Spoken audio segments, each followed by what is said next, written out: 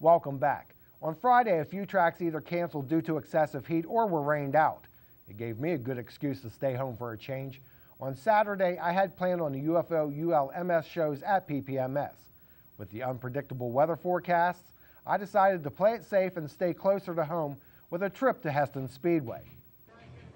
Eric Irvin in the Blue 87 led the field to the green in the 25-lap late model sportsman feature. Scott Palmer in the 86 machine would work to his outside going through 1 and 2. They are about even on the exit. As Palmer starts to open up the gap over Irvin, Tim Smith Jr. in the 39 follows Palmer on the high side with the 99 of Rick Singleton on Irvin's back bumper. As they exit turn 4, Smith is able to work his way past Irvin and into second place. By lap 3, Grant Adams, who started 11th in the orange 64, is challenging Kai Swanger for the 6th spot. But on the next lap, they tangle in 1 and 2, with the 19 of Rance Garlock also involved. They would return to action while Garlock lost many laps in the pits. For the next couple of laps after going back to green flag racing, Palmer and Smith diced it up at the head of the field before Smith is able to secure the top spot. A caution on lap 7 bunches the field. 1 lap after the restart, Singleton hugs the corner in 1 and 2 and moves up to 3rd place, with Irvin falling to 4th. A number of yellow flags were thrown throughout the race. Here we have the 73 of Mike Duck on the low side. Jeff Shoemaker is in the middle, with the 21 of Dave Leidy in the outside lane. There's contact between Shoemaker and Leidy. Swanger is also involved and would retire from the race on lap 11. They say rubbing is racing. While here is the 44 of Ralph Morgan Jr. and Eric Irvin showing how it is done in contesting the 4th spot. Singleton pressured Palmer for the runner-up position before finally completing the pass with this move off of turn 4. Again, the caution flies, this time for James Andrew Jr. Now Singleton has a shot at the lead, but Smith gets a good restart and holds on to 1st place. A number of cautions, such as this incident between Morgan and the 34 of Kyle Weiser on lap 17, allowed Singleton more chances to overtake Smith.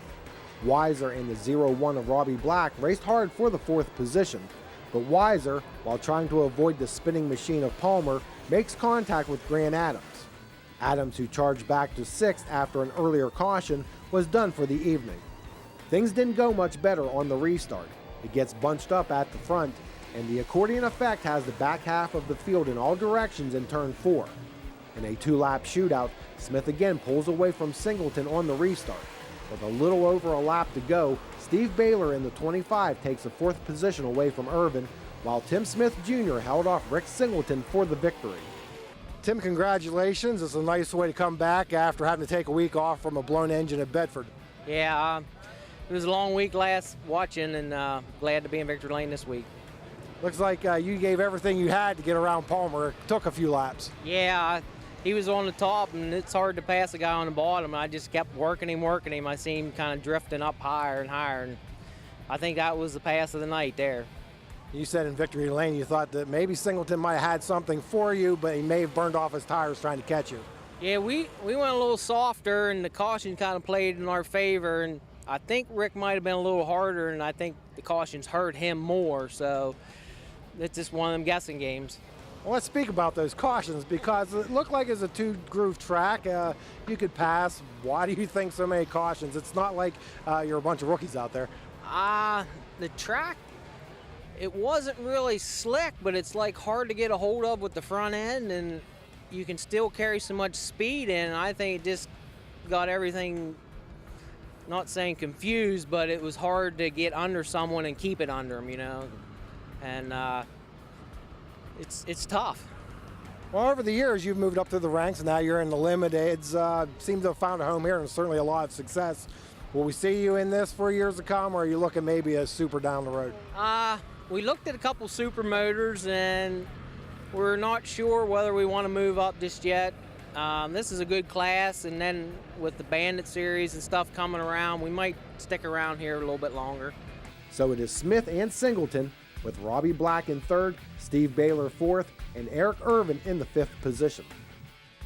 In less than 2 weeks, Heston Speedway will celebrate their 50th anniversary and honor their founders with the Sonny and Peggy Erickson PA Grand Prix.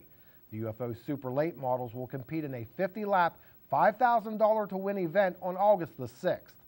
We will have more highlights from Heston later in the show. There is more Pit Pass right after these messages. When you think golf carts, think Jake's Custom Golf Carts. With over 300 stock and lifted carts at their shop, you'll find the cart you need or have Jake's build one to your specs. Custom airbrushing, lift kits, sport shifters, rear seats. You name it, with the expertise and craftsmanship people have come to expect from Jake's. Come see for yourself why Jake's is the nation's premier golf cart provider. Jake's Golf Carts, Route 522 McVeigh Town. Online at jakesgolfcarts.com.